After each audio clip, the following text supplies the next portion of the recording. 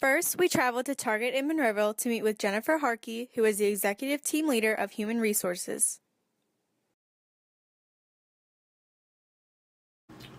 What is one question that you always ask at an interview? So first question that we always ask is, why do you want to work at Target? What made you put your application in here? And then going into, what was your past experience? So do you have any retail experience that would make you a great candidate here?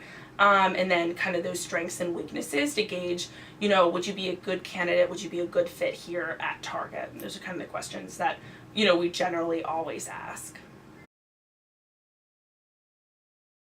What else would be another thing to bring to an interview? I think something else that would be really important to bring to an interview would be an updated resume with all of your job experience, your school, your GPA, anything that you're involved with in school. That's going to be really important to kind of showcase what you're all about.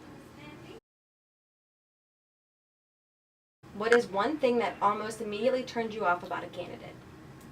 So we have something here called the Vibe, and it's about going above and beyond for our guests, taking our service to the next level, and that's all about just really wowing our guests. So if you come in, you're very monotone, you're not making eye contact, I don't really feel that energy with you. I don't feel like you're going to drive that vibe with my guests. So that's probably, if you're not, you don't come in, you don't shake my hand, you're not making that eye contact, and I don't feel that fast, fun, and friendly, then I don't think you'd be a good candidate for us. So that would probably immediately kind of turn me off. What is one piece of general advice you would give to future interviewees? So along the lines of that fast, fun, and friendly, just making sure that you're showing your personality in your interview, making eye contact, shaking the interviewer's hand, just being very confident, relating your experiences back to previous work experience, and I know at least for at Target, just showing that fast, fun, and friendly is going to be number one, and structuring your answers. So nowadays I know a lot of questions are kind of situational based. So it'll be, give a specific situation, what your behaviors were, and then that outcome. They call them kind of STAR questions: situation, task, actions, results. So that's kind of how you really should set up all of your interview questions. So that way you give a good timeline, what you learned, how you grew from it, and that's going to be really important.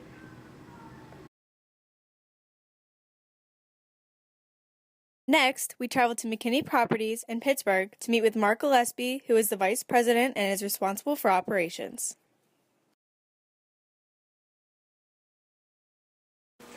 What is one question that you always ask at an interview? One question that I always ask is, where do they want to be in 5 years, and then where do they want to be in 10 years? I want to know what their future goals are in life and a job and a career. What is one thing that almost immediately turns you off about a candidate? The largest turnoff is usually in a resume review when I see that they've been at a lot of companies or had a lot of jobs and didn't stay very long. That does not give me a lot of confidence when I go to hire them for a position where we have to invest a lot of time in training them. So I usually overlook most of those, even if they seem qualified. There's a reason why they're not staying at certain companies, and don't know what that usually is. So. What is one piece of general advice you would give to a future interviewees? Good firm handshake. Elaborate on that. Good firm handshake, it tells you that the person is confident. They were brought up with respect when they're conducting business meetings.